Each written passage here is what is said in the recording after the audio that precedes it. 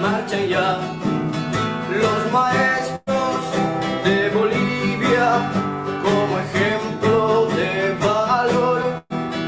Los maestros de Bolivia como ejemplo de valor. Todos juntos lucharemos la canasta familiar. 100% jubilación, calidad de educación. 100% jubilación, calidad de educación. Fuerza, fuerza, compañeros, nuestra lucha hasta el final. Nada puede detener nuestra marcha nacional. Nada puede detener nuestra marcha nacional. Muy buenas noches, bienvenidos a su programa Radio Rebelión en esta edición de 25 de febrero del 2024. Muy buenas noches, Miguel. Buenas noches a todos. Y bueno, empezamos este su programa, como ya es costumbre, con los temas más importantes de la coyuntura nacional e internacional desde la perspectiva de los trabajadores. El día de hoy estaremos hablando en el tema internacional sobre Ucrania. Se cumplen 2 años de la invasión rusa a Ucrania y bueno, para este tema tenemos como invitado al compañero José Luis Saavedra, quien en un momento más nos estará hablando sobre esta situación. 2 años de la invasión de Rusia a Ucrania. Bueno, 2 años de guerra, 2 años, bueno, donde este tema ha ido impactando al mundo, ¿no? Con distintos efectos y de distinta forma, ¿no?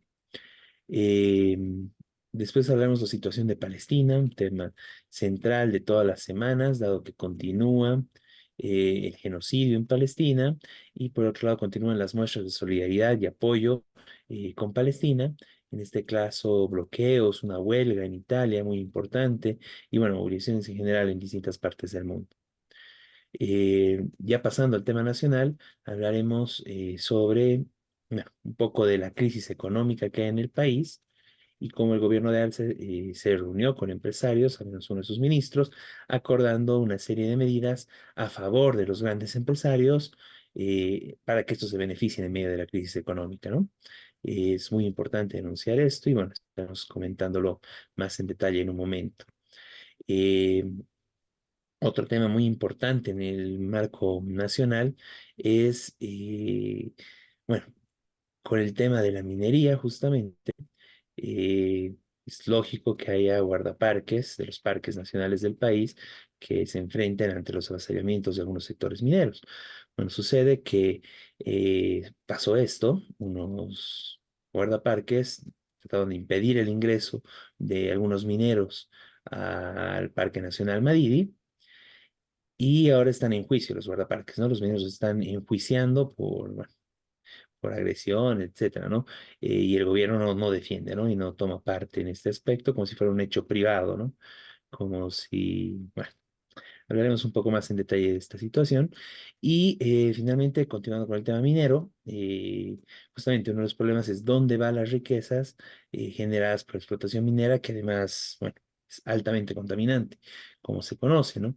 Entonces, un informe de Zetla asegura que el 80% de la riqueza generada de la producción de la explotación de oro aurífera se va a las empresas transnacionales, ¿no? Transnacionales extranjeras. Entonces, bueno, haremos analizando un poco más de esto. Y bueno, como verán, temas muy importantes. Y bueno, de esta forma comenzamos el programa Radio Rebelión este 25 de febrero del 2024. Y comenzamos con el tema internacional y vamos a hablar de Ucrania. Y ahora vamos a ver si el compañero José Luis logró conectarse. Compañero José Luis.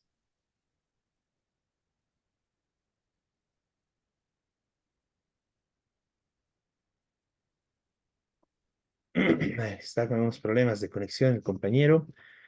Pero bueno, parece conectado. Veremos si es que podemos contar con su participación. Bueno, de lo contrario, mientras el compañero va solucionando sus problemas de conexión, entonces vamos a pasar al siguiente punto, que es la situación de Palestina, uno de los temas más importantes de la coyuntura mundial, eh, bueno, donde continúa el genocidio y se siguen sumando grandes movilizaciones a nivel internacional con millones de personas en apoyo a Palestina. Bueno, Miguel, entonces coméntanos sobre Palestina mientras José Luis.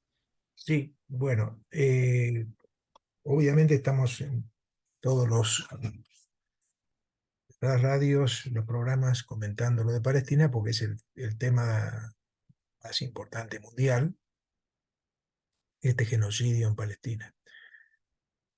Como lo hemos dicho ya varias veces, hay una gran movilización mundial en muchísimos países, en Europa, en Estados Unidos, en Asia, en África, en los países árabes, en primer lugar.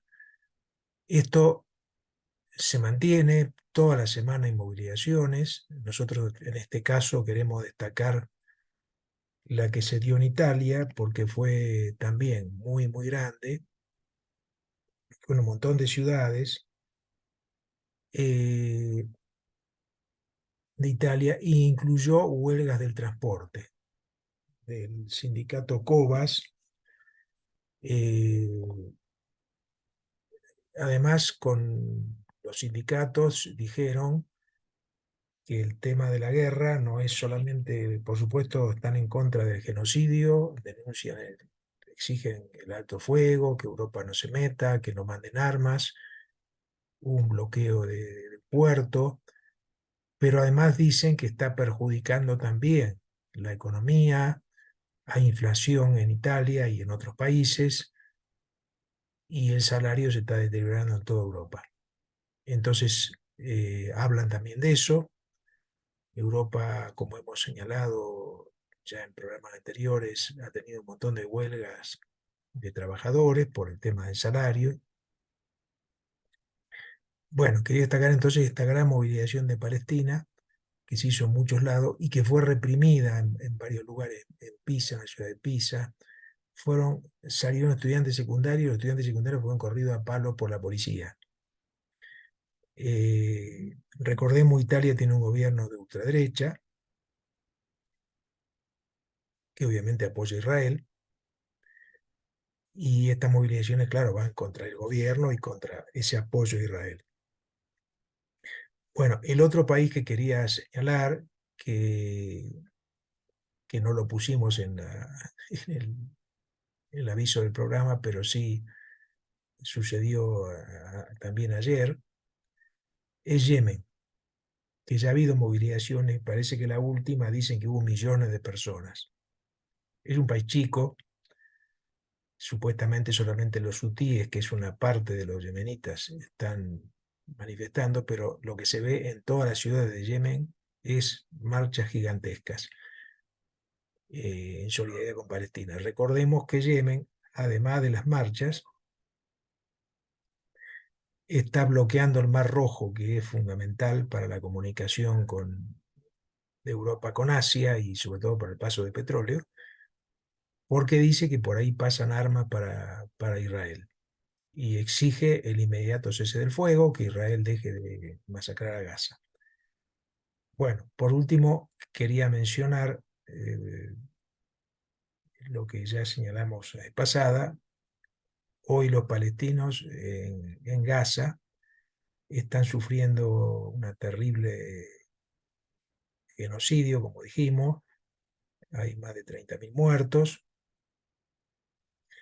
Y la mayoría de la población de Gaza, que tiene 2.300.000 habitantes, hay 1,5 millones amontonados en la ciudad de Rafa, que es una ciudad del sur, que antes tenía 300.000 habitantes. La ciudad de Rafa, que está pegada a Egipto, es decir, al sur, cerca de la frontera, Israel amenaza con atacarla. Esto significará una masacre espantosa, a tal punto que los manifestantes en distintos lugares están denunciando eso. En el caso concreto, hasta el gobierno norteamericano de Biden, por las manifestaciones de Estados Unidos, tuvo que decir que no haya ataque armado, invasión de Gaza, porque eso obviamente es hipócrita completamente el gobierno de Biden de Estados Unidos, porque le está mandando armas permanentemente a Israel. Bueno, el otro tema que quería mencionar es que en esta hipocresía del imperialismo hubo una reunión del Consejo de Seguridad de la ONU, que son 15 miembros. De esos 15 miembros, 13 votaron por un inmediato alto el fuego en Gaza. De estos 13 está China, Rusia y Francia, que obviamente no es que estén apoyando a los palestinos ni nada, pero bueno, plantearon eso, y lo cual, por supuesto, está bien, que haya un alto fuego, que dejen de masacrar palestinos. Y otros países que están en el Consejo de Seguridad, que como digo son 15, pero el Consejo de Seguridad de la ONU funciona de una forma muy especial, que hay 5 países con poder de veto: China, Rusia, Francia, Gran Bretaña y Estados Unidos. Gran Bretaña se abstuvo y Estados Unidos votó en contra, puso el veto. Es decir, que el Consejo de Seguridad no resolvió nada porque Estados Unidos dijo no, no se puede. Hay que esperar, hay que ver qué pasa. Es decir, lo contrario de lo que dijo Biden, que dijo que había que parar un poco el tema. Bueno, esto muestra la hipocresía del imperialismo. Y por supuesto las manifestaciones ahora, tanto en Italia, en Yemen, están denunciando esto, porque el genocidio continúa. Todavía no hay un ataque directo a Gaza, pero sí hubo algunos bombardeos, directo me refiero por tierra. Gran parte de la población perdón, a Gaza no, a Rafah, la ciudad del sur, en Gaza hace rato que están invadidos, en general, pero la ciudad esta del sur todavía no la invadieron. Hay como 1 millón de personas viviendo en carpas en la ciudad de Rafah, porque son gente que viene de otros lados de Gaza, escapando, tratando de salvarse de los ataques de Israel. Entonces es una situación gravísima que va a agravar el genocidio si Israel ataca. Netanyahu dice que sí, es decir, el presidente de Israel, que van a atacar. Incluso dentro mismo de Israel hubo diferentes personas y grupos y hasta un diputado que plantearon el cese del fuego. Pero bueno, el dictador que gobierna Israel está dispuesto a masacrar. Por otro lado, hay unas negociaciones que se supone que podían llevar al alto el fuego. Bueno, por supuesto, esta movilización enorme mundial, que señalamos al principio, tiene efectos en Israel, efectos sobre el imperialismo. Como dije, pasó esto en el Consejo de Seguridad de la ONU. Francia, que apoyó de entrada a Israel, etcétera, tuvo que votar a favor de un alto el fuego. Gran Bretaña se abstuvo, como si, bueno, no sabemos qué vamos a decir. Y eso tiene que ver con las movilizaciones, que están continuando, que se dan una tras de otra, en prácticamente todos los países de Europa, como dije, Estados Unidos y los países árabes. Bueno, esto quería marcar y volver a señalar nosotros desde el Partido de los Trabajadores en Bolivia e internacionalmente de la Unidad Internacional de Trabajadoras y Trabajadores del Cuarto Internacional. Estamos haciendo campaña en todos los países. En el caso de Bolivia, estamos impulsando, junto con otras organizaciones, una vigilia semanal en Cochabamba de denuncia contra Israel. Esto va a continuar, se están discutiendo otras acciones.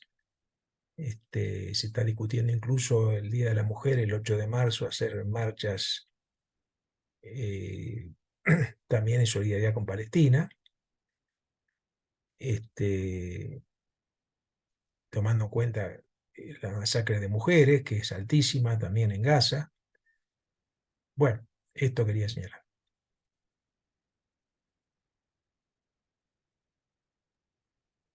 Muy bien, Miguel, muchas gracias. Ahí ya lo tenemos a José Luis.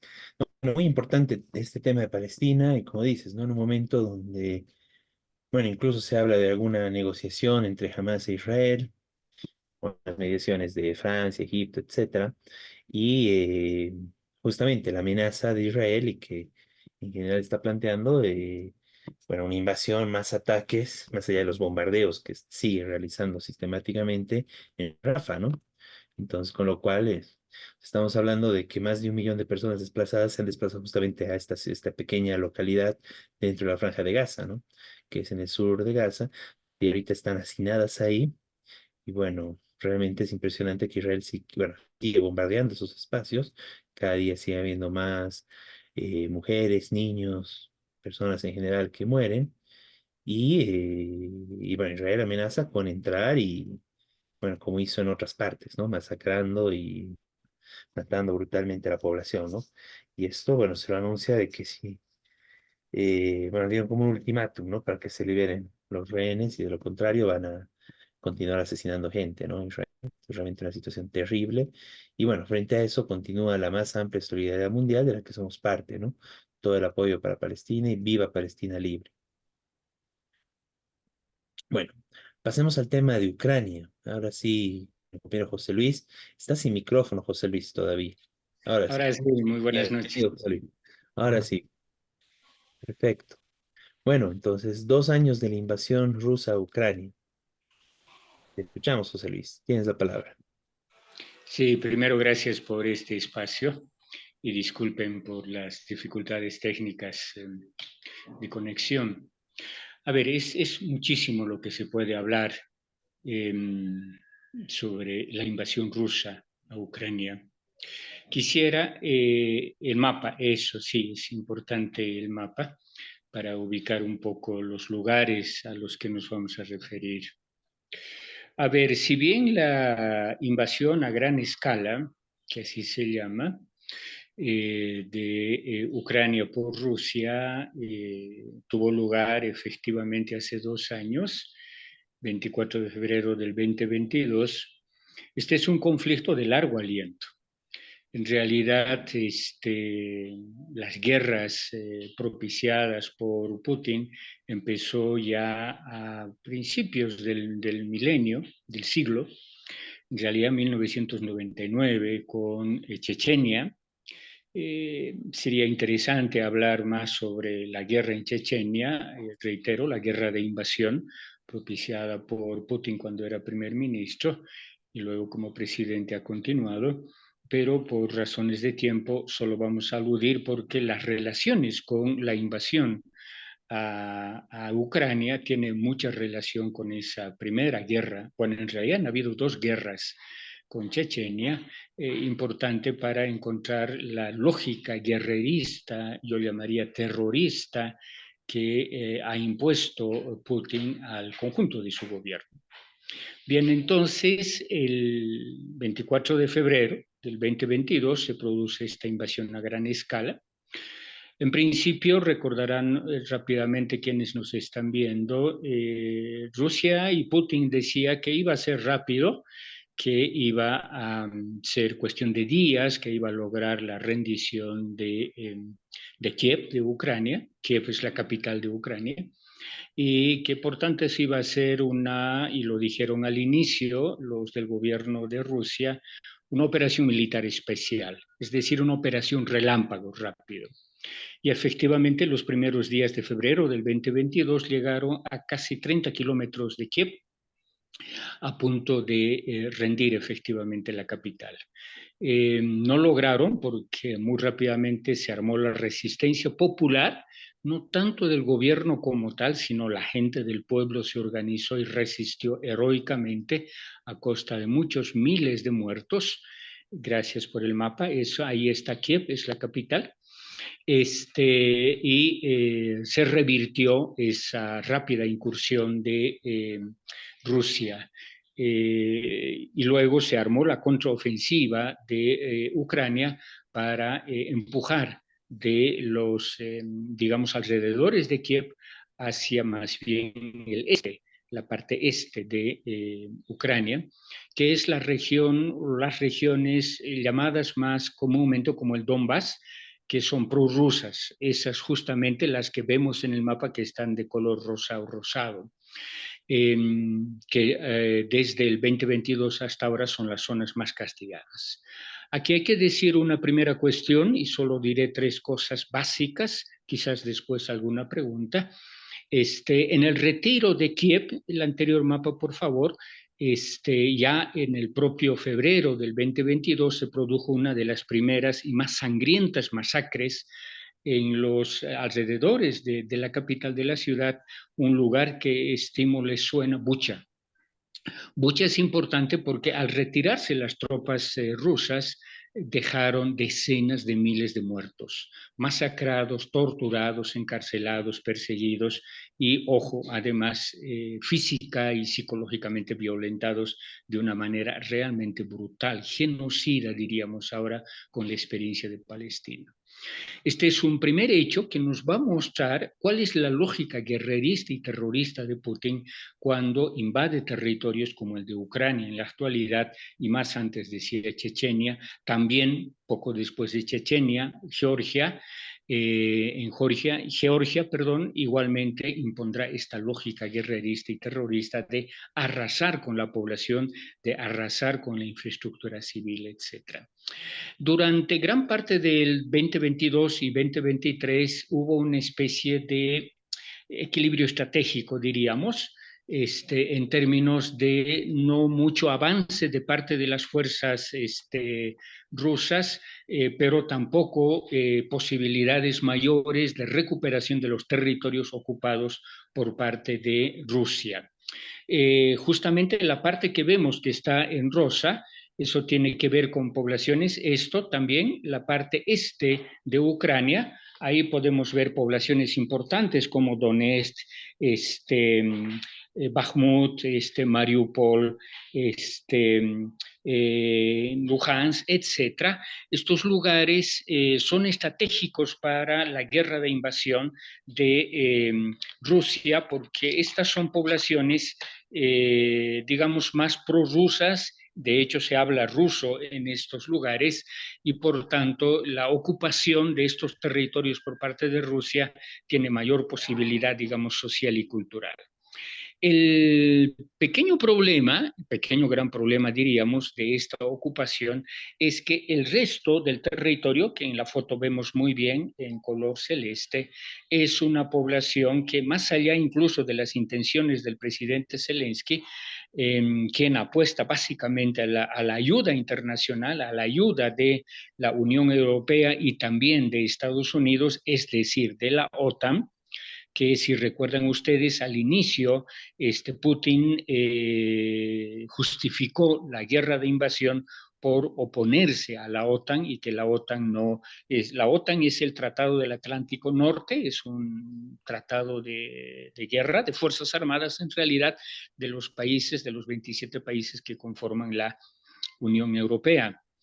Entonces, en principio, digamos, el pretexto de Putin era frenar el avance de la OTAN hacia el territorio de los países bálticos, digamos, y hacia la Europa del Este en realidad, ¿no?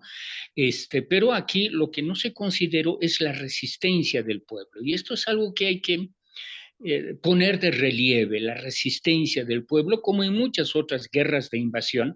Recordemos sobre todo Vietnam, ¿verdad? El pueblo vietnamita se organizó y resistió al ejército más poderoso del mundo, el norteamericano. Aquí en Ucrania ocurre algo muy parecido, es la resistencia del pueblo, las milicias del pueblo, los que no permitieron que Rusia avance y ocupe más territorios. Hasta, no hay tiempo para hacer toda la historia, sería interesante, pero el tiempo es escaso, lo que ocurrió la anterior semana en que las fuerzas rusas toman Advivka. Advika es también parte de esto que llamamos la región del Donbass, la región este de Ucrania. ¿Qué se prevé que vaya a ocurrir? Yo diría como dos cuestiones aquí. Por una parte, el presidente Zelensky, Volodymyr Zelensky, sigue apostando al apoyo internacional. Va pidiendo armamento, municiones y sobre todo aviones, bombarderos, que hasta ahora los países que le prometieron, sobre todo Alemania, no le otorgan todavía.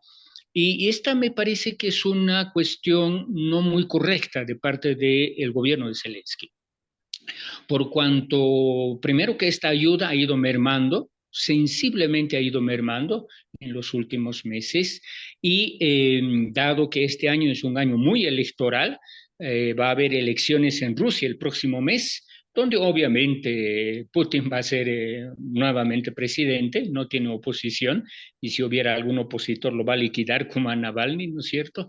Tenemos elecciones en Estados Unidos en noviembre de este año y también va a haber elecciones en mayo en la Unión Europea. Ursula von der Leyen ya ha dicho que va a ser nuevamente candidata. Este hecho, diríamos, político-electoral va a influir muchísimo en los destinos de la guerra y en la merma de la ayuda de la OTAN y de Estados Unidos, sobre todo si pensamos que Trump vuelva a ser presidente, como al parecer se configura la situación por el enorme predicamento que tiene Trump entre los republicanos y parece que en el resto de la población. Entonces, dado que la ayuda europea de la Unión Europea y de Estados Unidos y de la OTAN en su conjunto no es suficiente, considero que Zelensky debe recurrir a una organización mayor, masiva del pueblo. Otra vez reitero, el ejemplo del pueblo vietnamita aquí puede ser muy útil. Sin descuidar, por supuesto, es bienvenida la ayuda de la Unión Europea y de la OTAN, pero no es suficiente, como hemos visto hasta ahora, sino más bien es la propia lucha y la organización y la lucha liberadora de liberación nacional, en verdad, de el pueblo ucraniano el que puede volver a expulsar, diríamos, al invasor ruso. Lo último, ¿por qué esta guerra? ¿Para qué esta guerra? ¿Cuál es el interés de Rusia y de Putin de invadir un país vecino como es Ucrania? Primero recordemos que ya esta es una guerra larga, si bien la invasión a gran escala se produce hace 2 años, pero esta guerra empieza ya hace 10 años, el 2014. Putin precisamente ya se anexionó la península de Crimea, que es esa figura roja un poco al sur, si se ve en el mapa, ¿no es cierto? Eso es Crimea, esa es la península de Crimea, y que fue anexionada autoritariamente por Putin, por el gobierno de Putin, ¿no? Y ha impuesto ahí un gobierno títere. ¿Para qué? Uno, ¿para qué esta guerra, no? Uno, para expandir y revivir este sueño imperialista, fascista, diría yo, de Putin, de rearmar, como en los tiempos de Catalina la Grande, el imperio ruso. Entonces hay unos sueños muy desaforados, ciertamente, violentos y, reitero, fascistas de parte de Putin, de revivir el imperio ruso. Dos, obviamente tiene que ver mucho aquí la cuestión de los recursos, sobre todo petróleo. Recordemos que las sanciones que ha intentado establecer, suaves para mi gusto, de parte de la Unión Europea, afecta precisamente la venta de hidrocarburos, básicamente petróleo, de parte de Rusia, ¿no? Y del cual era dependiente en gran medida varios países de Europa, del petróleo ruso, quiero decir, ¿no? Este es un tema central que yo creo que en los próximos meses va a ir aclarándose. El otro tema importantísimo, y voy terminando, en esta guerra, es obviamente toda esta cuestión del cual poco se informa, creo que a diferencia de Palestina, sobre las gravísimas violaciones de derechos humanos que ocurren aquí en las zonas de guerra, sobre todo en la parte este del territorio ucraniano y también un poco en la parte norte, sobre todo al inicio, aunque después fue menor, pero hay una violación sistemática de los derechos humanos, ¿no? Como en toda guerra de invasión y agresión que ha establecido Putin, reitero otra vez el caso de Chechenia, Georgia también, se está produciendo también un genocidio.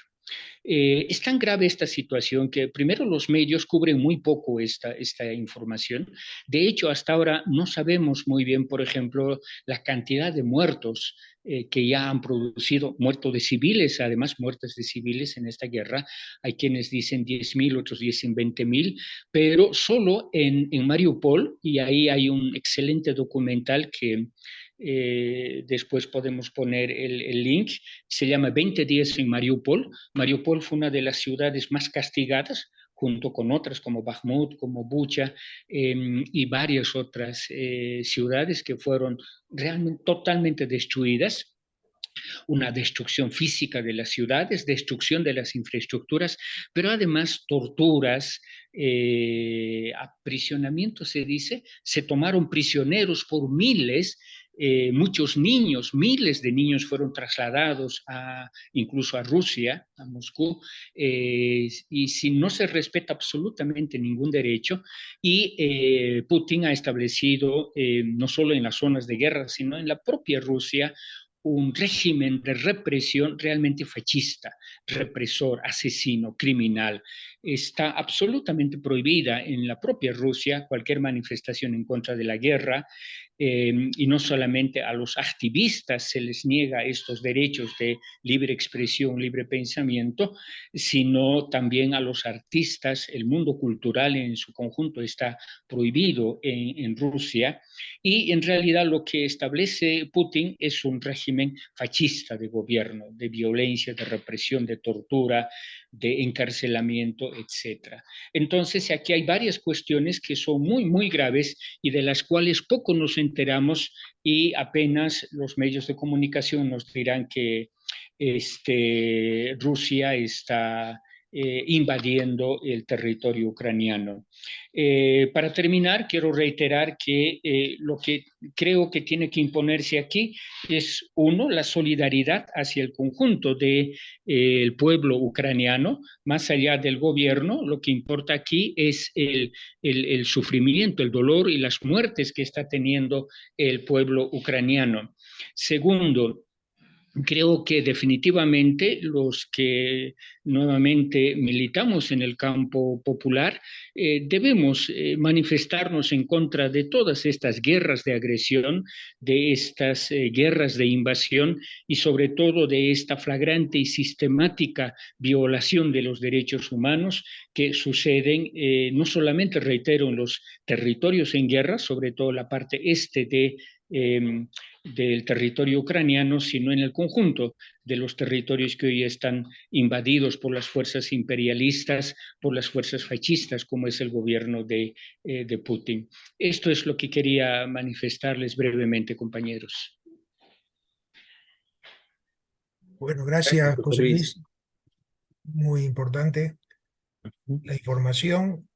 Yo quería añadir algunas cositas más, pero en base a lo que dijiste, porque Estados Unidos, cuando empezó la guerra, el gobierno de Biden le propuso a Zelensky que se fuera a Estados Unidos y llegar a un acuerdo de paz para repartir su Ucrania. Claro, esto no funcionó porque la población ucraniana estaba dispuesta a resistir, ¿no es cierto? Como dijiste vos. Y esto muestra la dualidad de Estados Unidos, que nunca tuvo una defensa real, es decir, a fondo de Ucrania. Y bueno, restando con requisitos, entregándole algunas armas, pero no todas, no lo necesario, todo lo contrario de lo que hace con Israel, que está masacrando a los palestinos. El otro elemento que quería mencionar es que Putin, cuando invade Ucrania, una de las cosas que dice históricas, dice que Ucrania no existe como país, que no tiene, que la culpa es de Lenin, porque Lenin dice, le dio la independencia a Ucrania. Efectivamente, con la Unión Soviética se crea la República de Ucrania como parte de la República Socialista Soviética. se une a la República, pero tiene su propia autonomía, su gobierno, y esto sí es una consecuencia de la Revolución rusa, que creó un montón de países, no solamente Ucrania, destruyendo el imperio ruso. Y Putin, más de una vez, ha reivindicado el imperio ruso, es decir, es un país imperialista ya, y quiere restaurar el imperio ruso, fortaleciendo el imperialismo. Estados Unidos lo que quiere, y la OTAN, es buscar un acuerdo. Bueno, está bien, quédate con un pedazo de allá, nosotros nos quedamos con lo otro. Zelensky, de alguna manera, sigue esa lógica. Por ejemplo, ha hecho un montón de privatizaciones de empresas, incluso de salud y educación, que es gravísimo, porque ha generado descontento popular, obviamente, y eso ha debilitado también la resistencia, porque la población dice, bueno, al final, ¿qué estamos defendiendo? ¿Qué cosa? Aunque la resistencia sigue, y efectivamente fue lo que impidió que Rusia hasta ahora tomara Ucrania, pero el gobierno de Zelensky, un gobierno bien reaccionario, aliado a la OTAN, a grandes empresarios, y busca facilitar los negocios, ¿no es cierto? Y eso es gravísimo. Bueno, por último, lo que quería señalar, la campaña de la Unidad Internacional de Trabajadoras y Trabajadores que hemos hecho junto a otras organizaciones, y hemos ya enviado 4 convoyes a Ucrania en coordinación con sindicatos ucranianos del metal, minería, docentes, ferroviarios, eh, enviando ayuda, por supuesto limitada, no hay que con eso, pero creemos importante porque creamos una relación con los sindicatos que justamente se oponen a esta política de Putin y son parte central de la resistencia. Por eso, nuestra primera definición como Partido de Trabajadores, como Unidad Internacional de Trabajadores y Trabajadores, con internacional, es obviamente fuera Putin, todo el apoyo a la resistencia ucraniana, como señaló José Luis, y también no a la OTAN, porque no queremos que regalarle Ucrania o media Ucrania, un pedazo que quede de Ucrania a la OTAN, convertirla en colonia entonces del imperialismo occidental. Esta lucha sigue, por supuesto, es una lucha complicada, justamente por este tema, por el tema de Zelensky y su política, pero bueno, hasta ahora, durante 2 años han impedido efectivamente que Rusia dominara. Bueno, con eso terminaríamos el tema de Ucrania. Gracias. Un dato más muy breve. Alguien preguntaba, ¿y cómo es que Rusia sobrevive? ¿Cómo es que las sanciones impuestas por la Unión Europea y Estados Unidos no han hecho mayor mella?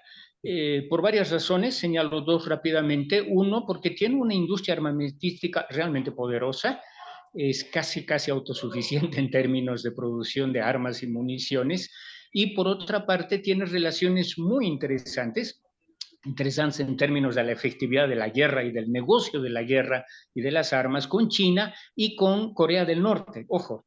Y también los drones iraníes tienen que ver en esta guerra de invasión y de destrucción. Pero sobre todo son las relaciones con China y con Corea del Norte. Esto es grave no solo en sí misma, sino porque esta lógica guerrerista, fascista, imperialista, a partir de digamos, de esta muestra de Rusia, podría extenderse hacia, por ejemplo, Taiwán, la isla que es muy querida por China.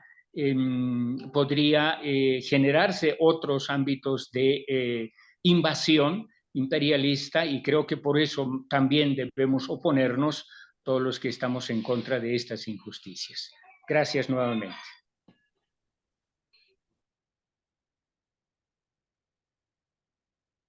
Un pequeño, juntar un poco los dos temas internacionales que vimos.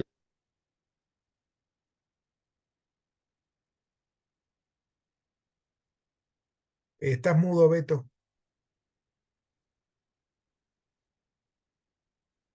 Estás sin sonido. Yo sí me escuchaba. Y no, Ahora no. sí, Ahora ahora sí. sí.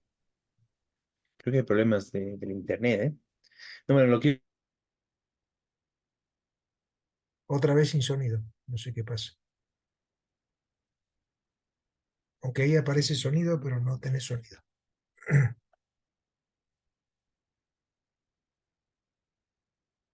Uy, se escucha.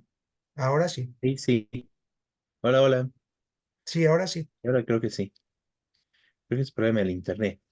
Bueno, decía que uniendo un poco la situación de Palestina y Ucrania, ¿no? Bueno, primero uno, saludar que también hubo en medio de la guerra, en medio de todos estos ataques, justamente algunos sindicatos independientes y trabajadores de Ucrania eh, dieron y levantaron su apoyo y su solidaridad con Palestina, ¿no? Todo lo contrario con el gobierno de Zelensky de Ucrania, ¿no? Que más bien se posiciona a favor de Israel y del genocidio que está cometiendo Israel. Esto es importante porque justamente uno de los elementos que ha debilitado mucho el apoyo y la situación en Ucrania y en la resistencia de Ucrania, el apoyo de los países imperialistas a Ucrania en general, es también el tema de Palestina, ¿no? Uno, porque empezaron a enviar Estados Unidos, ¿no? Empezó a enviar armas a Israel que ya no enviaba a Ucrania, pero además de esto, el tema es de que Rusia usa lo que sucede en Palestina para decir, bueno, nosotros somos humanitarios, ¿no?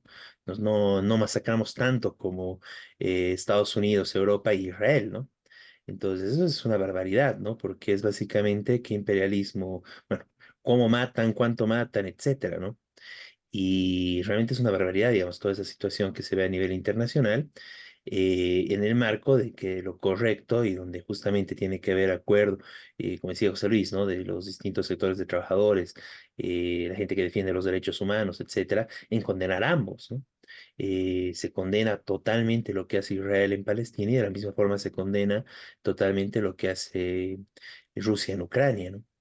Y esto es importante porque justamente aquí el tema es de que no es de qué bando de los enfrentamientos imperialistas nos ponemos, ¿no? Porque hoy en día hay una tendencia a una polarización mundial entre el imperialismo dominante de Estados Unidos con sus aliados, centralmente Europa, Israel también, Japón, etcétera, contra los nuevos imperialismos, bueno, que tienen su historia y todo, pero alrededor del eje China-Rusia, ¿no? Entonces, ahí no es tomar partido por uno u otro imperialismo, ¿no? Acá el tema es plantear una posición independiente desde los trabajadores, ¿no? Y justamente una posición independiente de este tipo choca contra todos los imperialismos, centralmente en este tema tan elemental como es el que haya soberanía de los países, se respete la soberanía de los países y que no se impongan militarmente invasiones imperialistas en ningún país del mundo, ¿no? Y en ese caso somos los trabajadores que estamos a nivel internacional y que han expresado su solidaridad en su momento con Ucrania y hoy en día se movilizan millones de personas alrededor del mundo apoyando a Palestina, ¿no? Contra las invasiones imperialistas, tanto de Israel como, bueno, Israel en Palestina, aliado de Estados Unidos, aliado de Europa, a lo cual Rusia y China se quedan medio neutrales como espectadores, y por el otro lado, la invasión de Rusia a Ucrania, donde China igual, como decía José Luis, ¿no? Como que un poquito le ayuda por abajito a Rusia y bueno, y Estados Unidos se enfrenta, etcétera, ¿no? Problemas de discurso, ¿no?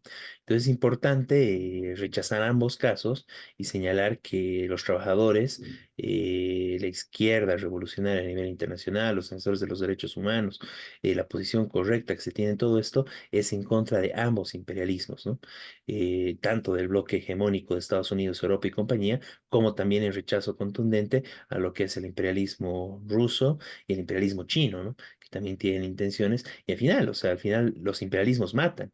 Y en ese marco, bueno, justamente lo que decía Miguel es muy destacable, cómo una política diferente no es cómo domino y controlo y manejo y someto mejor a los pueblos, sino justamente cómo se puede emancipar a los pueblos y lograr la unidad desde una perspectiva de la solidaridad, colaboración y una comunidad de los pueblos. Y eso fue lo que Lenin hizo y la Unión Soviética de Lenin y Trotsky, cuando le dieron la independencia a Ucrania y Ucrania se volvió como un país independiente fuera del imperio ruso y fuera de la Rusia central, como parte de la Unión de Repúblicas Socialistas Soviéticas, que fue la URSS. Entonces, de esa forma se lograba justamente una comunidad de los pueblos y no la opresión e imposición de un imperialismo sobre los pueblos, ¿no? Entonces, eso es muy importante recordar hoy en día alrededor de esto, y es la forma en que se tiene que construir la unidad de los pueblos y no como nos muestra el imperialismo, que es básicamente en base a misiles, bombas, destrucción, asesinatos, torturas y masacres, ¿no? Que suceden en Ucrania y en Palestina hoy en día, ¿no? Entonces, eso me parece muy importante, eh, bueno, para juntar un poco estos dos temas, ¿no? Y obviamente expresar nuestra plena solidaridad con el pueblo ucraniano, al igual que expresamos nuestra plena solidaridad con el pueblo palestino, ¿no?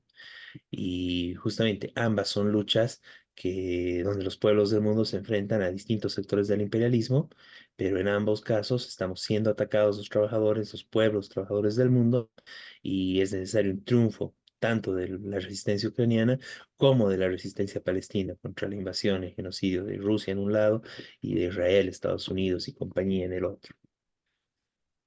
Bien, avanzamos pasando al tema nacional. Y bueno, tenemos un invitado que en unos momentos también se conectará.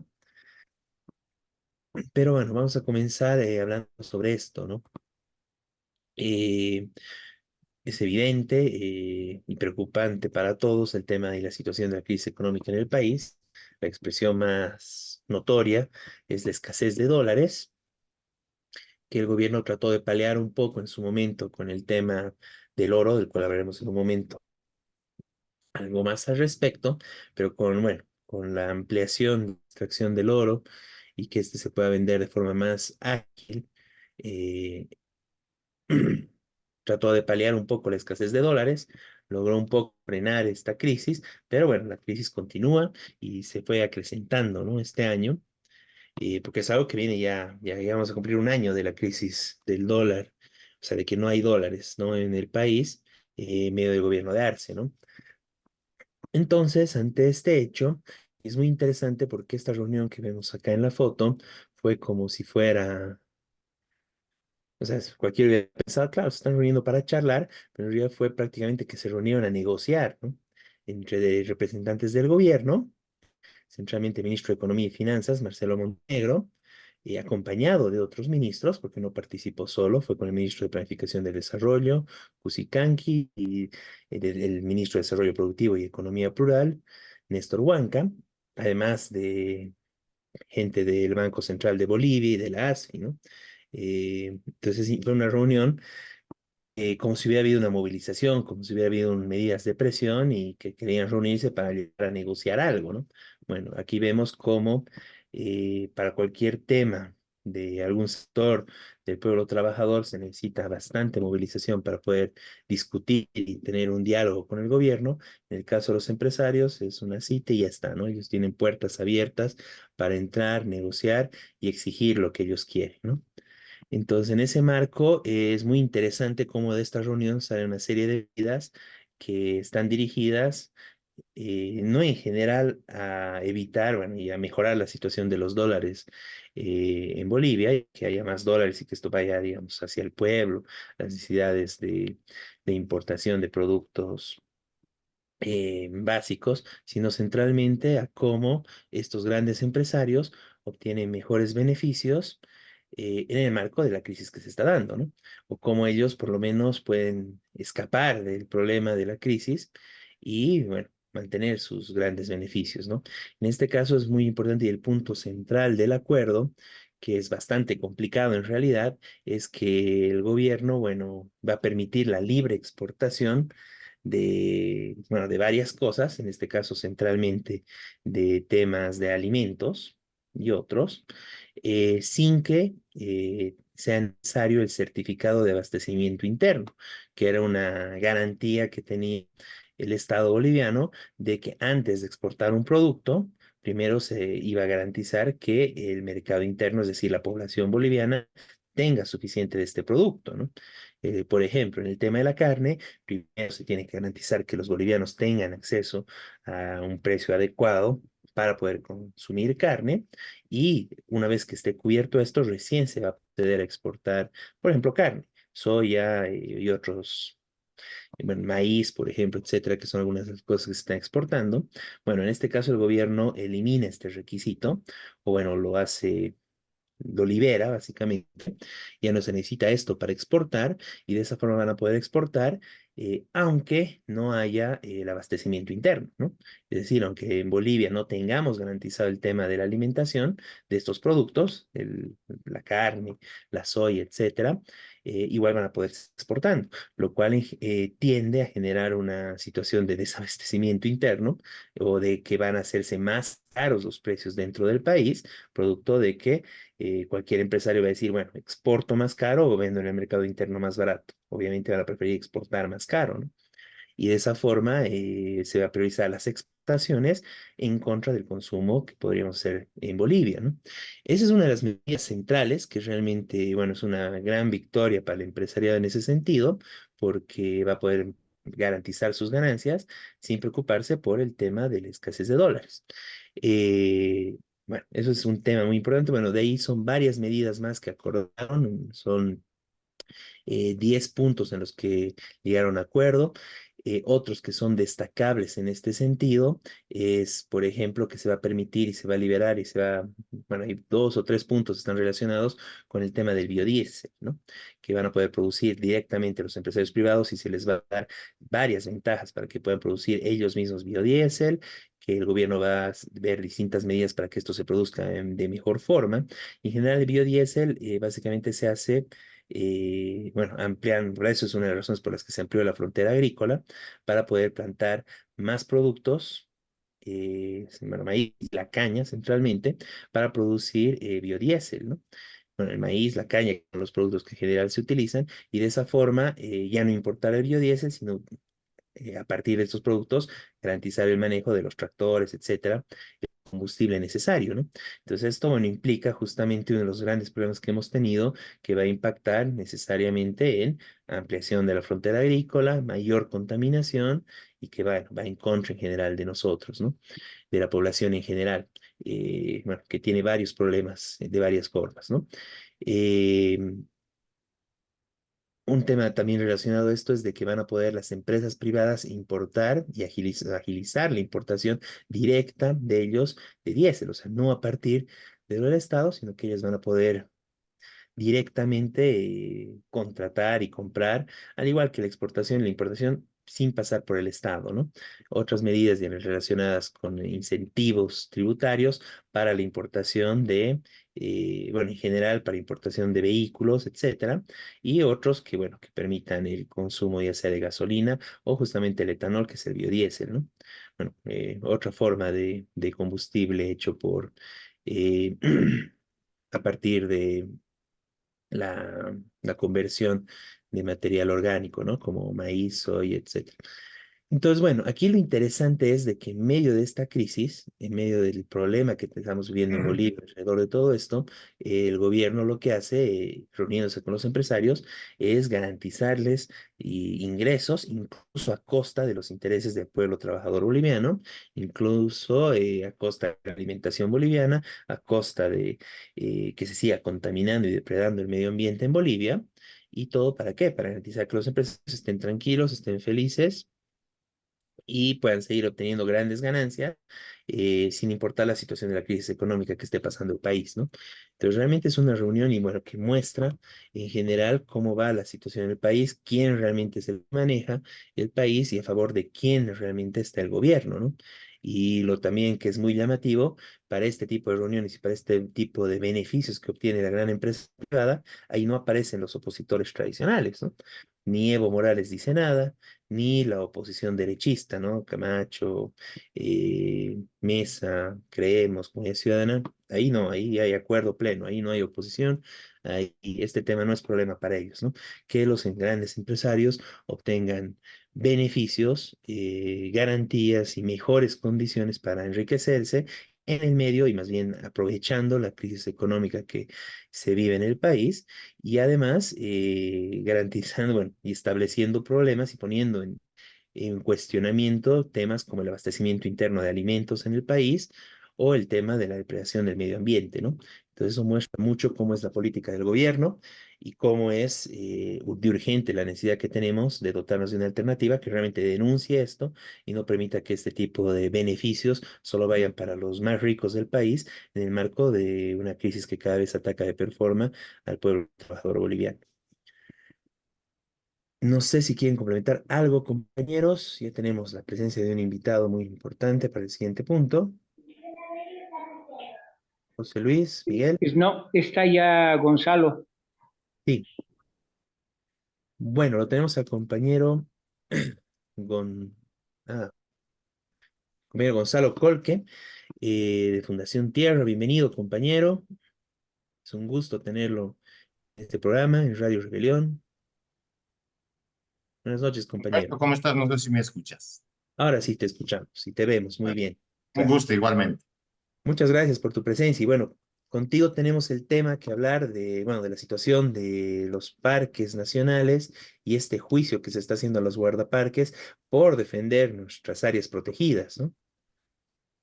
Creo que hay una confusión. Me han invitado para hablar de Ah, no, Santa Cruz y de perdón. los acuerdos, ¿no?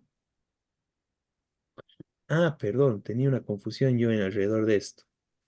Gonzalo, tienes toda la palabra entonces para continuar con este tema de los acuerdos. Entonces, del acuerdo que hizo el gobierno con los empresarios, ¿verdad? Sí. Perfecto.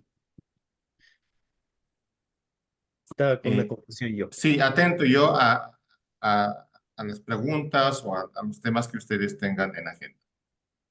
No, bueno, si quieres, si tú nos puedes ampliar un poco este tema de los acuerdos o nos puedes decir un poco más respecto a esto, ¿cuál es tu apreciación? ¿Cómo viste tú este tema? Eh, bueno, sí, tú ya comentaste que hay varios puntos en el acuerdo que han firmado entre el gobierno y básicamente el sector agropecuario de Santa Cruz.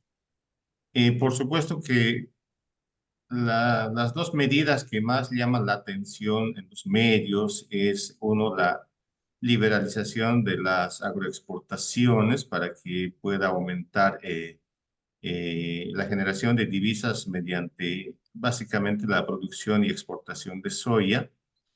Está la idea de que los empresarios puedan comprar por sí mismos e importar combustibles, básicamente diésel, y también todavía está en mesa el pedido de los empresarios por eh, tener mayor acceso a lo que ellos llaman biotecnología para supuestamente aumentar la producción, ¿no? Esas son entiendo, los temas importantes que han trabajado con este sector. Eh, Pareciera que en términos, digamos, de urgencia económica suena importante, pero por lo menos hay tres temas complicados. Uno, el agro no va a reaccionar de inmediato a cualquier cambio en la política económica, ¿no? Hoy estamos a puertas de la siembra de verano. La cosecha va a venir por el mes de abril, incluso hasta mayo, y después viene la siembra de invierno, que mayoritariamente es sorgo, es maíz, pero no es mucha soya, ¿no? Y para que tenga un impacto real, estas medidas, si es que tuviera económicamente, tendría que darse por lo menos de aquí a los 8 meses a un año. Entonces, por lo tanto, si vamos a hablar en términos de efectividad de estas medidas, no tiene sentido ni razón de ser. El otro problema fundamental que no lo han dicho ellos, ni el gobierno ni los empresarios, es que el precio internacional de la soya, la cotización ha bajado enormemente este año en el nivel internacional. Está por $400 la tonelada de soya, y de la misma manera ha bajado el aceite crudo y otros derivados en el mercado internacional. Y si comparamos esto con el precio promedio, digamos, de los últimos años de $600, estamos hablando de un sector que va a tener una fuerte contracción económica porque Bolivia depende de esos precios internacionales. Entonces, es un sector que está empezando a tener urgencias económicas por ese lado, porque todos sabemos que en Bolivia el sector soyero tiene dos grandes problemas. Uno, la productividad por hectárea de tierra. En Bolivia estamos en 1,90, máximo 2 toneladas por hectárea. Por lo tanto, no es muy competitivo la soya boliviana, ¿no? Brasil tiene 13, Argentina tiene hasta 4 toneladas por hectárea en algunas zonas. Bolivia no tiene ese rendimiento y esa situación económica, entonces tiene un problema de rentabilidad. El otro problema fundamental que tampoco se ha dicho en estas mesas de diálogo es que de poco sirve la exportación del sector cruceño porque gran parte de los insumos que se utilizan en la agroindustria son importados. Entonces, los dólares que genere van a volver a salir del país si es que entran, ¿no? Y esos dólares no circulan en la economía nacional. El costo de producción por hectárea, dependiendo de la zona, está por encima de $250 por hectárea, ¿no? Y un 80% de eso es consumo importado o insumos importados, incluyendo el combustible, el diésel fundamentalmente, que trae el gobierno y lo revende a precios subvencionados. Es menos de 4 bolivianos el litro y lo vende y lo compra a 10 bolivianos el litro para importar como Estado. Entonces, hay ese tipo de complicaciones que si podemos redondear en algo, diríamos, es un sector que más bien en lugar de generar más ingresos va a tener problemas y está apalancando, aprovechando el momento, el ajetreo y la desesperación del gobierno para no tener tantas pérdidas en un momento tan complicado. Las exportaciones agropecuarias del año 2023 que se han cerrado han bajado respecto al año anterior. Entonces, es un Perdón, sector que Gonzalo. está enfrentándose a problemas de precios, está enfrentándose a problemas de restricciones y lo que está intentando es compensar y tratar de recuperar las ganancias que tenían en los años anteriores cuando el precio estaba por encima de $600 la tonelada. Perdón, quería redondear un poco esto que dijiste antes de pasar a este tema del precio. Entonces, esto es muy importante, ¿no? Porque en general los dólares que se pueda conseguir por medio de la exportación de soya, que en teoría eso sería lo que busca el gobierno, al final igual son dólares que se van, ¿no? Ya sea porque la maquinaria es importada y se paga en dólares, y sobre todo este tema del diésel, ¿no? Que se necesita para el manejo de los tractores, etcétera, que también es importado con dólares y que además es subvencionado por el Estado, ¿no?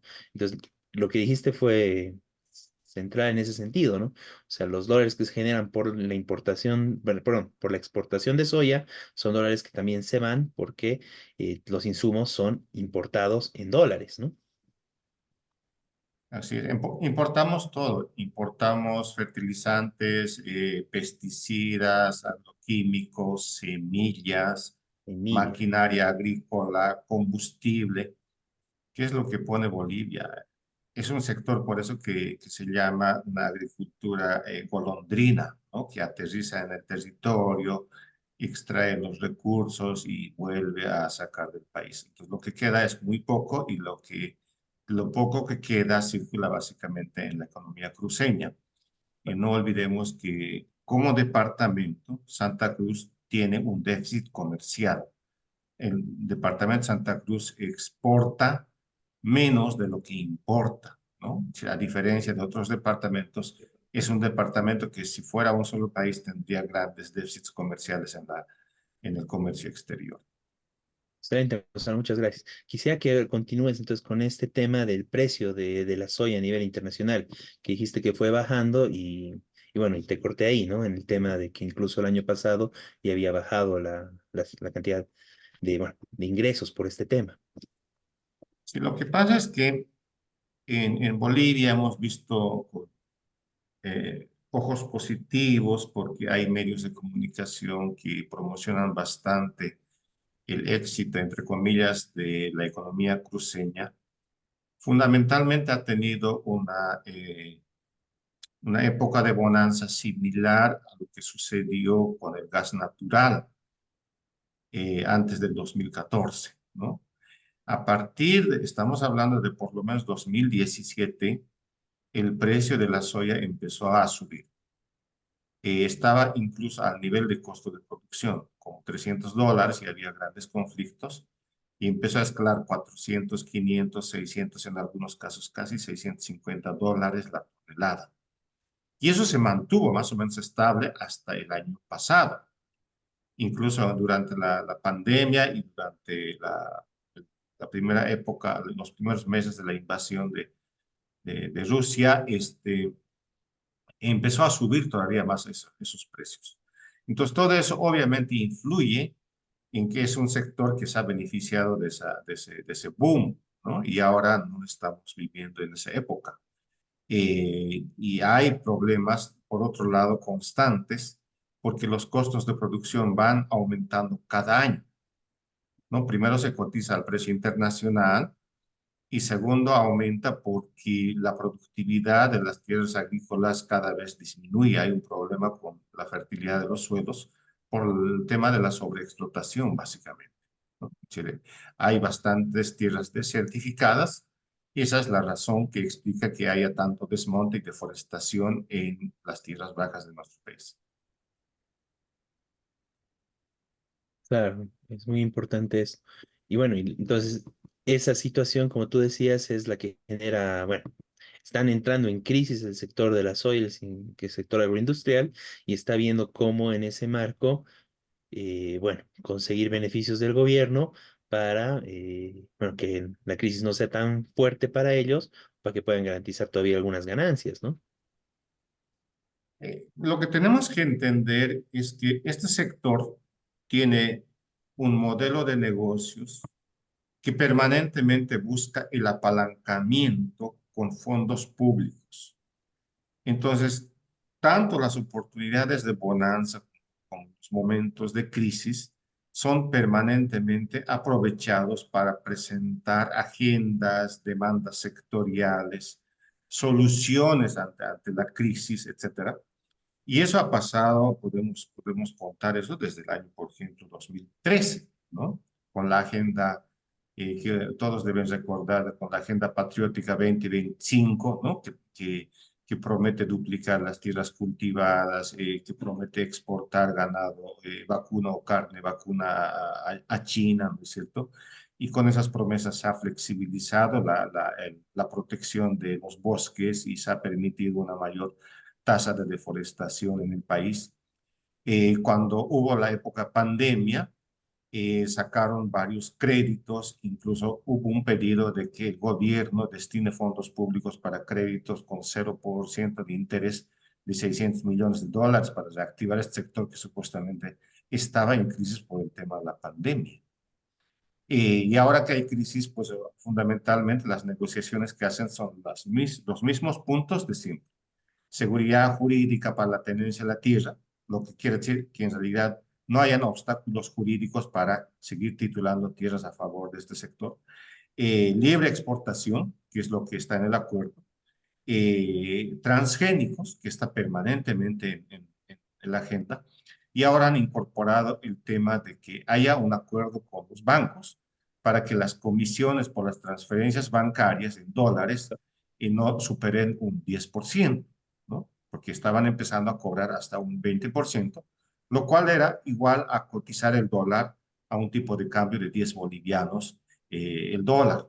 Entonces, en ese aspecto sí han conseguido un hecho muy concreto, ¿no? De que el banco no les cotice a un precio demasiado alto y que a lo mucho se acepte un 10% sobre el precio oficial. Estaríamos hablando de un dólar que se va a cotizar y que van a intercambiar en el mercado a unos 8 bolivianos el dólar, y eso obviamente conviene a este sector, ¿no? Entonces necesitan este tipo de acuerdos para no ir al mercado informal y comprar ahí los dólares a 10, a 9 bolivianos, sino tener este acceso directamente en los bancos. Entonces yo no veo de qué manera eso podría beneficiar a un sector que más bien tiene esta lógica, ¿no? Entonces, cuando escuchamos que hacen propuestas para resolver la crisis económica, en realidad están haciendo propuestas para ver cómo en Río Revuelto pueden sacar más ventaja a favor de estos gremios que que se manejan bajo este tipo de lógicas permanentemente. Esto no es nada nuevo y eso hay que decirlo siempre. Gonzalo, si me permiten una consulta breve. José Luis. ¿Se escucha lo que hablo? Se escucha. Ya, gracias. Gonzalo, es evidente que el gobierno está prácticamente desesperado por el tema de la escasez de dólares. Y su apuesta, creo, y lo has dicho bien con el tema del acuerdo gobierno-empresarios, es inviable. El gobierno está apostando a la liberalización de las exportaciones, una medida totalmente neoliberal, y por otra parte al endeudamiento externo, créditos. Está desesperado porque los diputados y senadores le aprueben sus créditos, 7 u 8 créditos millonarios, es decir, se incrementa el endeudamiento externo del país. Arce está prácticamente hipotecando al país. ¿Consideras que estas medidas son insuficientes o incluso inviables y que por tanto habría que tener una apuesta, digamos, más productiva en el sentido de más bien fortalecer la producción de productos de mayor valor de exportación, quiero decir? Es decir, que estas medidas que está asumiendo el gobierno las verías como insuficientes y o qué tendría que hacerse frente a esta evidente situación de escasez de divisas, ¿no? Sí, José Luis, es un buen tema, pero para resumirlo diría lo siguiente. El acuerdo con los empresarios cruceños, fundamentalmente los agroexportadores, ha sido una iniciativa planteada por este sector al gobierno como una posible solución al problema económico del presente, ¿sí? Entonces, no es una propuesta del gobierno para generar mayor movimiento de divisas y aumentar la disponibilidad del dólar en el mercado nacional. Entonces, como tal, no es una solución y yo creo que ellos también saben, pero están dando esta ventaja a un sector que está habituado a pedir este tipo de ventajas en momentos complicados. Cuando el gobierno está presionado por alguna razón, sale la agenda agropecuaria, ¿no? Sale la agenda agropecuaria para conseguir a veces logros pequeños, pero que finalmente apalancan el sector económico de los agroexportadores. El problema mayor obviamente está en que en este momento el gobierno no tiene soluciones a la mano, ¿no? Lo que se ha manejado por varios años, desde el inicio del gobierno de Arce y desde la época de Evo Morales, es que el problema de las subvenciones al diésel se solucionaría con la producción de biodiesel. ¿Y el biodiesel de qué se hace? Se hace de soya, ¿no? Hay ideas de hacer de jatropa, de palma africana, etcétera. Eso no va a funcionar por lo menos de aquí a 8 años. Recién están queriendo poner algunos plantines ahí en la Amazonía para después tener una producción de palma aceitera y tener este biodiesel. Ustedes deben recordar que en algún momento se habló de que el país produciría biodiesel ecológico. Nosotros hemos preguntado qué era eso. Y era la idea de que se crearían pequeñas microempresas en las ciudades, por decir, del Alto o de Cochabamba, ¿no? Que se dedicarían a recolectar aceite usado de cocina de las familias, de los barrios, de las zonas, y que este aceite se procesaría y esto generaría hasta un 5 o 10% del diésel que necesita el país. Todos sabemos que eso no tiene sentido. Se ha hecho una inversión grande en la planta de Sencata de yacimientos para producir biodiesel a partir de la soya que se va a producir, dicen, en el norte de La Paz. Pero todavía no hay esa soya en La Paz, ¿no? Y lo poco que hay son lo que se han destinado y lo que se ha desmontado para la producción de azúcar de esta planta azucarera que hay en el norte.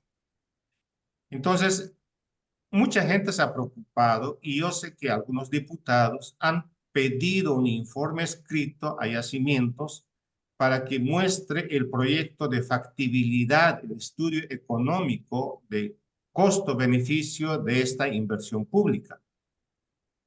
Y he tenido acceso a este documento, ¿no?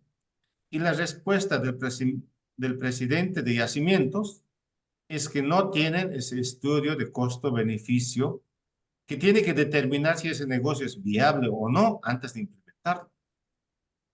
Y que la promesa es hacerlo con la primera inversión como parte del proceso de implementación. ¿Quién, en su sano juicio, desde un punto de vista de negocios, puede hacer un trabajo evaluativo de costo-beneficio una vez que ya ha puesto la plata?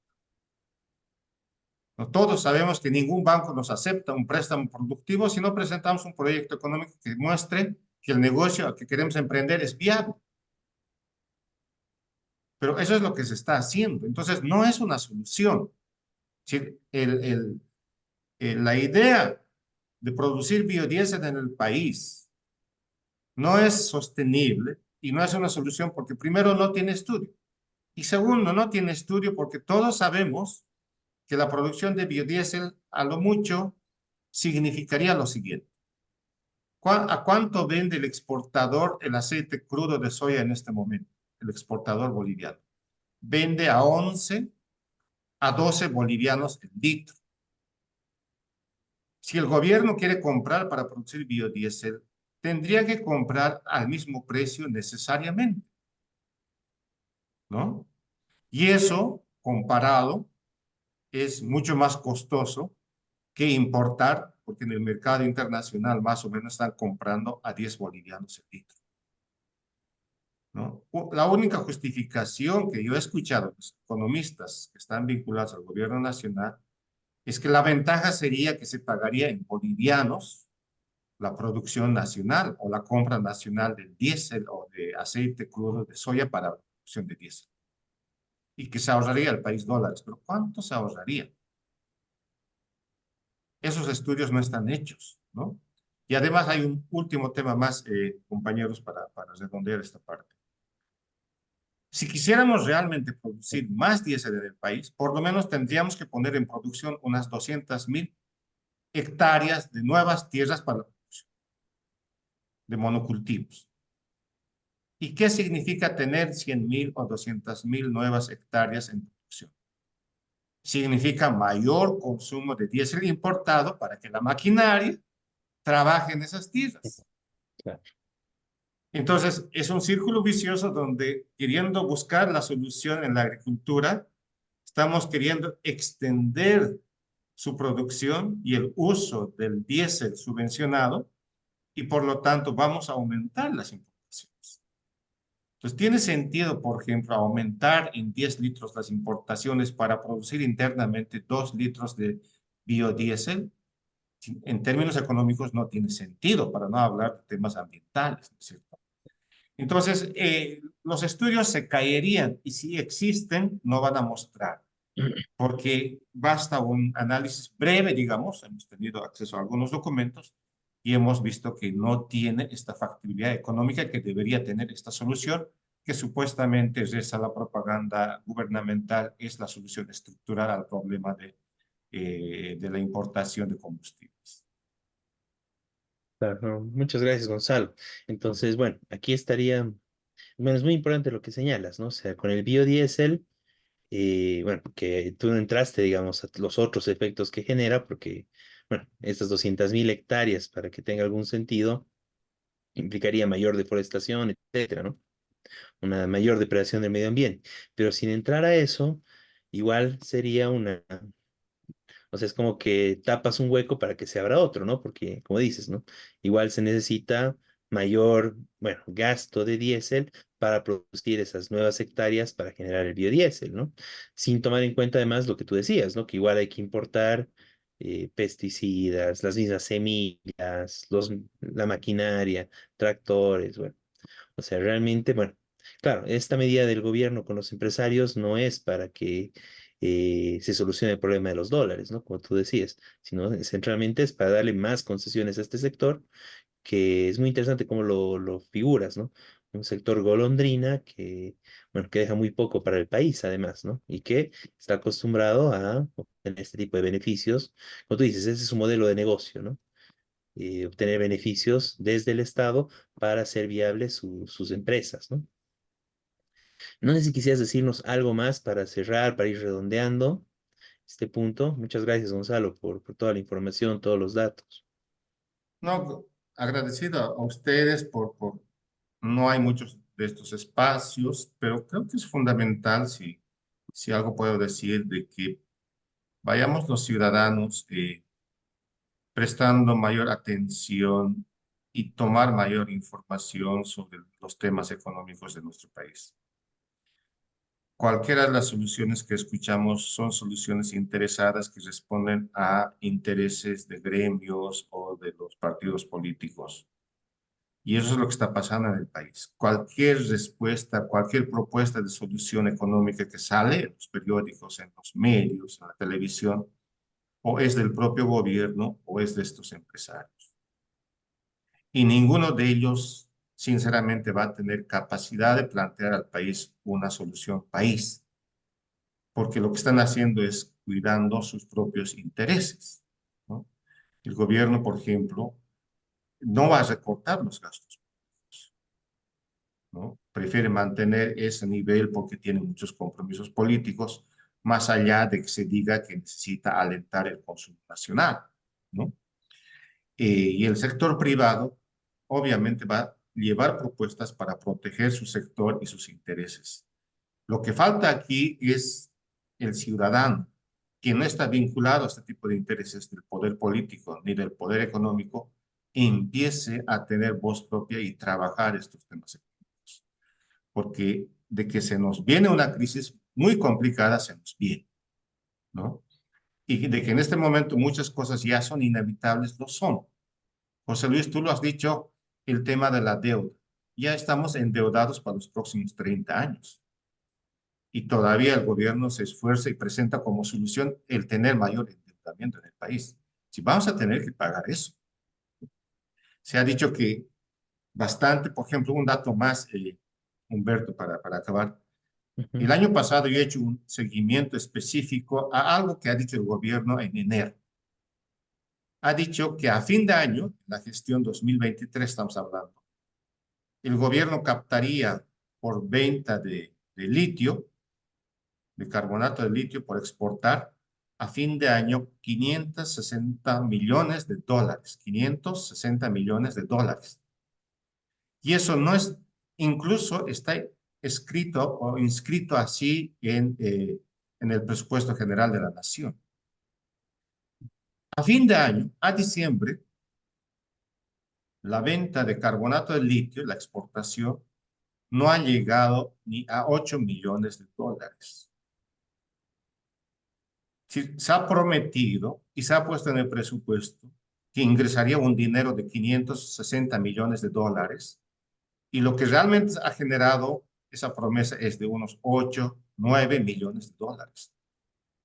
Lo digo por lo siguiente, primero porque la diferencia es muy grande y segundo, ¿acaso no deberían tener responsabilidad las autoridades que han planificado y que han prometido al país un ingreso y que después, como resultado de su propio trabajo, se ha obtenido un ingreso distinto?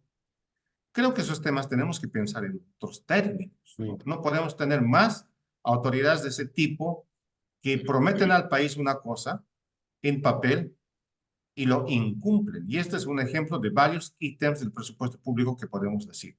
Entonces, de esa manera se ha hecho creer al país que era viable y al final tenemos estos grandes problemas. Entonces, en el caso del litio es un problema y es un ejemplo concreto de cómo la planificación es una mentira finalmente y cómo en los hechos los resultados de estas empresas públicas son de tipo desastroso, ¿no? Entonces, creo que este es el tema también que deberíamos incorporar en el debate en algún momento. Muy bien, muchas gracias, Gonzalo. Sí, es un tema muy importante también para debatirlo, toda la situación del litio. José Luis, No, simplemente agradecer a Gonzalo por su participación, por la información tan valiosa que nos ha brindado. Muchas gracias, Gonzalo. Un abrazo. Igualmente, muchas gracias. muchas gracias, Gonzalo. Y bueno, esperamos poder contar contigo en futuros programas para ir profundizando otros temas. Y muchas gracias por los datos, toda la información. Y bueno, muchas gracias, Gonzalo Colqui. Bueno, Y muchas bienvenido siempre a gracias. Radio Rebelión. Gracias. Bueno. Ahora avanzamos en el siguiente tema. Vamos a hablar de una situación, bueno, bastante grave, que es, bueno, un poco ligando este tema, es cómo se está expandiendo el tema de la frontera agrícola, la destrucción de los parques nacionales para garantizar, bueno, distintos intereses, ¿no? Y en este caso, bueno, se chocó con el tema de los intereses mineros y se está enjuiciando a los guardaparques por defender, por proteger áreas protegidas. En este caso, mineros que están haciendo este juicio. Y lo interesante en este caso es de que el gobierno dice, bueno, es un asunto privado, ellos que se defiendan solos, cuando ellos estaban cumpliendo su trabajo al hacer esto, ¿no? No tenemos un video donde bueno, uno de los guardaparques enjuiciado justamente nos habla sobre esta situación.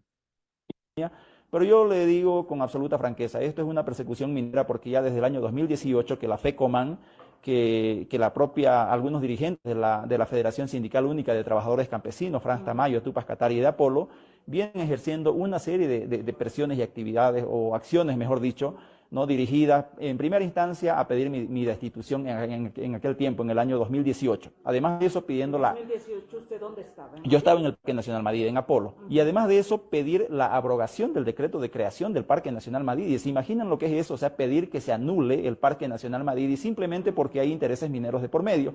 Entonces, ocurre que el 2021 se le inicia un proceso administrativo al señor Ramiro Cuevas por ingresar maquinaria de manera irregular al área protegida. Se lo sanciona administrativamente, hay antecedentes de este señor en el CERNAP, y a los pocos meses piden mi destitución, nuevamente la FECOMAN con otra resolución que envían al CERNAP, y diligentemente en menos de un mes soy transferido de manera imprevista a otra área protegida, donde actualmente estoy ejerciendo mi función. ¿Los mineros tienen poder en el CERNAP, tienen poder en el Estado? Aparentemente sí, porque mire, eso ocurrió en la gestión del señor Teodoro Mamani y fue una situación bien polémica que se ha dado. Y no solamente conformes con haberme cambiado de área protegida, en ese mismo año que me transfieren a la estación biológica del Beni, el propio CERNAP, a la cabeza del señor Mamani, me inicia un proceso sumario por una supuesta conducta inadecuada, no sé, se inventan una supuesta falta mía que había cometido hace como 2 años atrás, supuestamente, pero que nunca existió, entonces me sancionan, yo apelo. Y mire, salgo de esa, ahora me encuentro con un proceso penal, un proceso judicial ya instaurado por mineros. Por eso yo lo considero que básicamente se trata de una persecución minera y hasta una persecución judicial. Ahora, Marco, usted...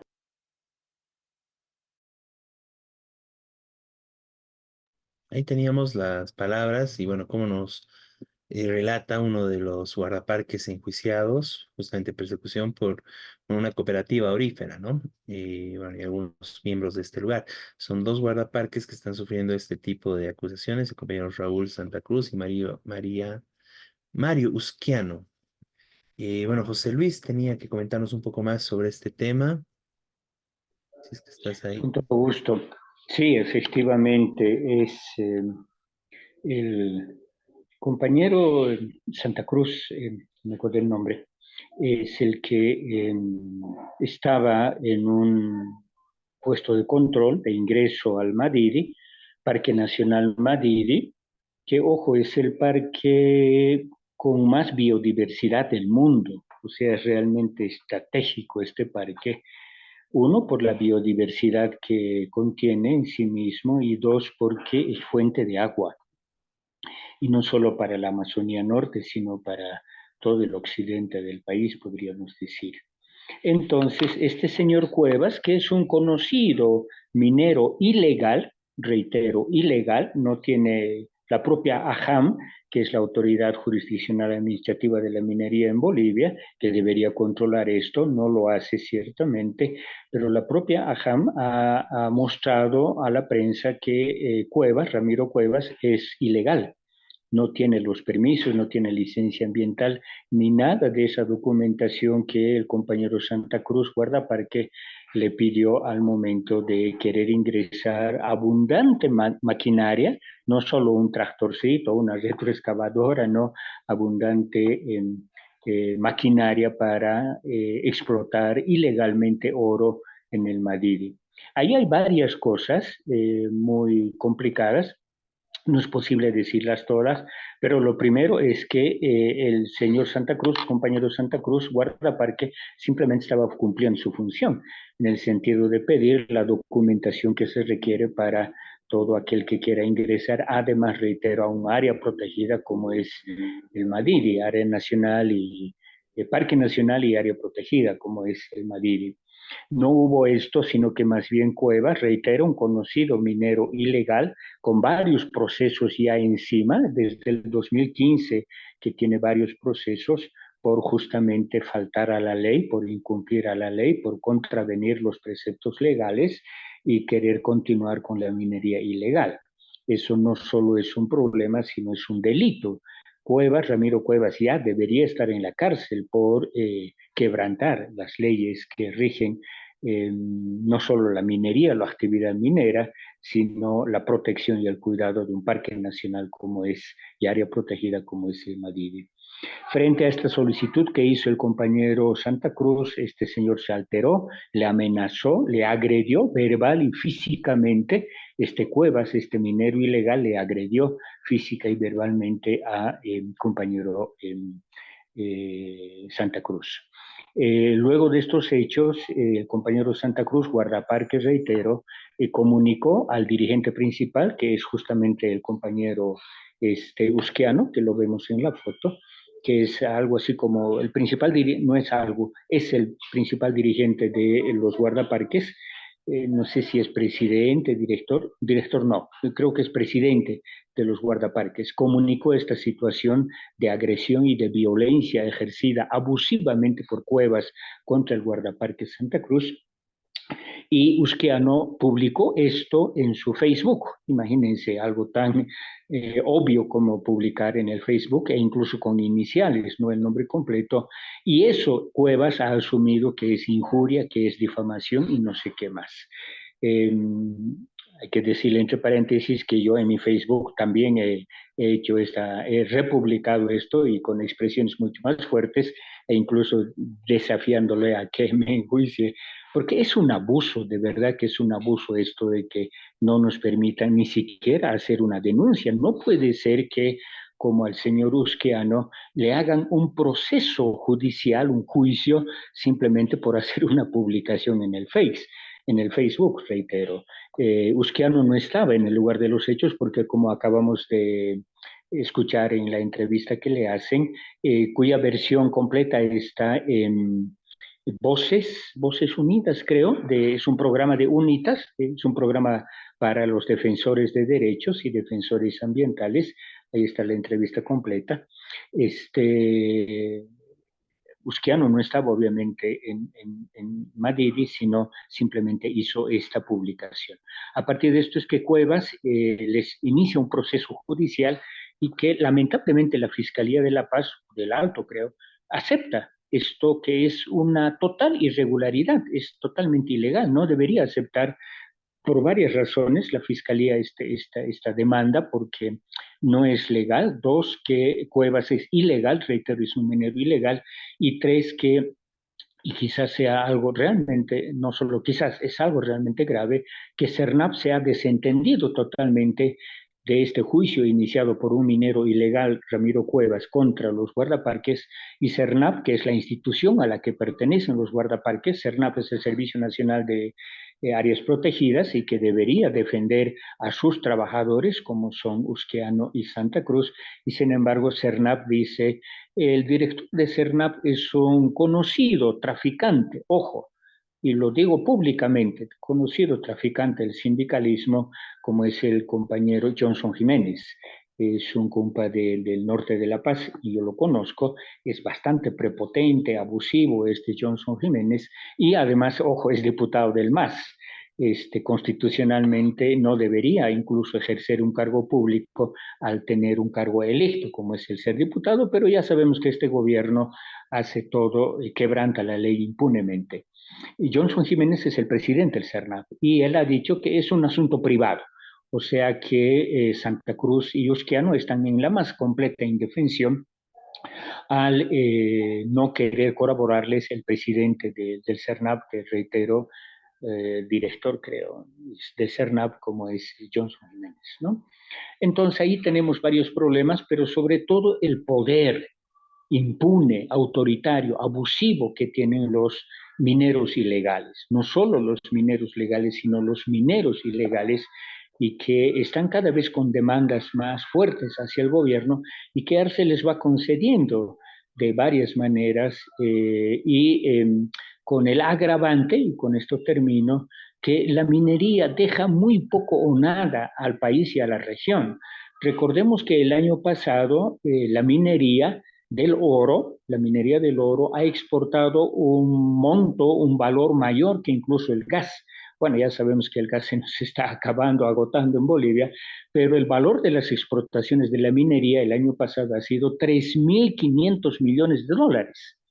Es el valor de exportación más alto que tenemos en Bolivia, reitero, 3.500 millones de dólares. ¿Y cuánto ha dejado por impuestos? Recordemos las movilizaciones que hicieron el año pasado para que se les rebaje los impuestos, etcétera. Al final se quedó en 4%, pero ni siquiera pagan eso. O sea, la minería no nos deja nada en el país, sino depredación, destrucción, contaminación por el mercurio y ninguna ganancia. Y de todos esos 3.500 millones de dólares que ganaron con exportaciones, apenas dejaron 60 millones, ni el 2%. Ojo, en términos de regalías, impuestos, etcétera. O sea, que realmente la pérdida del país en términos de biodiversidad, de medio ambiente, es demasiado para tan poca, digamos así, ganancia que tienen. Entonces, esto de la minería del oro, los legales también son igualmente depredadores, pero es mayor el problema por cuanto estos mineros cada vez tienen un poder más abusivo, más violento. Recordemos que hay grupos armados que los cooperativistas mineros han organizado en gran parte del Madidi y también más al norte del Madidi, y que están amenazando a los pueblos indígenas, despojando de sus territorios y cometiendo una serie de violencias, de abusos y de avasallamientos a los territorios indígenas. Entonces, es parte de este problema mayor, este enjuiciamiento tan injusto a los compañeros Santa Cruz y Usquiano. Gracias, José Luis. No, muy, muy importante todo esto. Miguel, ¿querías añadir algo ahí? Y no, yo quería, creo que, bueno, nos está cortando el tiempo, pero el último punto que íbamos a tocar, pero que me parece que tenemos que tocarlo con este, porque es justamente la advertencia del CEDLA que hasta el 80% de la riqueza generada por la explotación aurífera beneficia a transnacionales.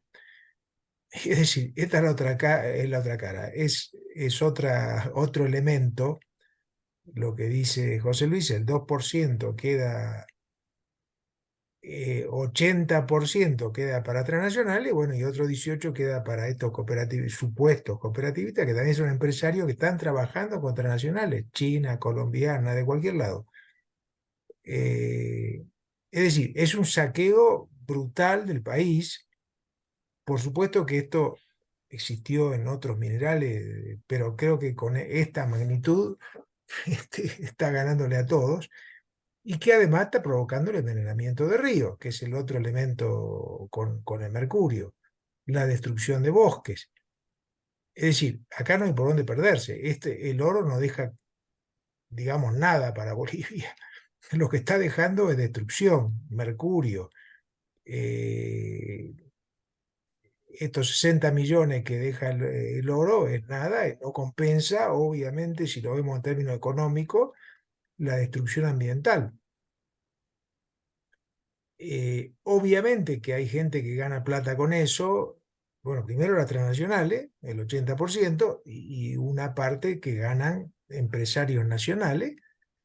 Y un elemento clave de esto es esto que es evidente, la complicidad del Estado. ¿Cómo puede ser que un empresario le haga juicio a dos empleados estatales que cuidan las áreas protegidas y no lo defienda la empresa estatal, es decir, la entidad estatal, que tiene que defenderlo? Es obvio que tiene que defenderlo, porque la entidad estatal es la encargada de proteger eso, y esos son los empleados que hacen eso.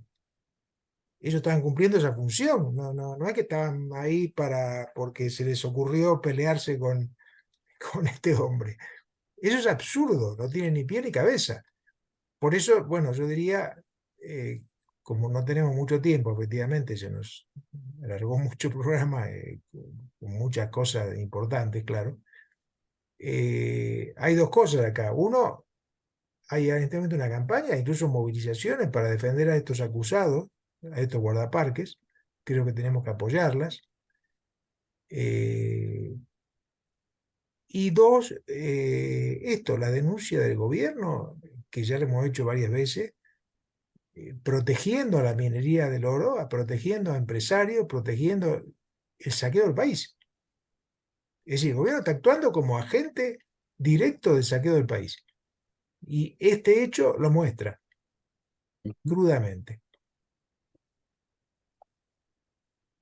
Sí, no, muy, muy bien, Miguel. Y sí, bueno, conectando los dos temas, ¿no? Bueno, y es impresionante esta explotación, ¿no? Como decía José Luis, y este informe del CEDLA lo que señala es justamente eso, ¿no? De que a diferencia de lo que pasaba con el gas, que bueno, producto también de grandes movilizaciones de lo que fue el octubre del 2003, se quedaba para Bolivia una parte importante de impuestos, ¿no? Bueno, igual terminó siendo muy poco, pero bueno, se logró sacar, bueno, un porcentaje importante de impuestos y regalías.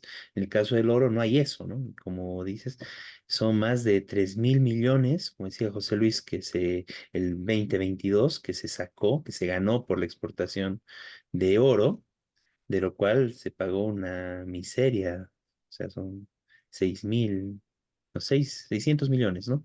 De impuestos, ¿no? O sea, el dos por No, ciento 60, no 60 600, millones. 60 apenas. 60 millones. 60 millones. Bueno, o sea, realmente nada, ¿no? Y eso es todo, ¿no? Y claro, aquí es un gran, gran negociado, no se queda nada para el país, se queda la destrucción, la depredación y podemos añadir los guardaparques enjuiciados, ¿no? Y como bien decían los guardaparques, bueno, ¿quién va a querer ser guardaparque así, ¿no? Porque si cumples tu trabajo, te enjuician, ¿no?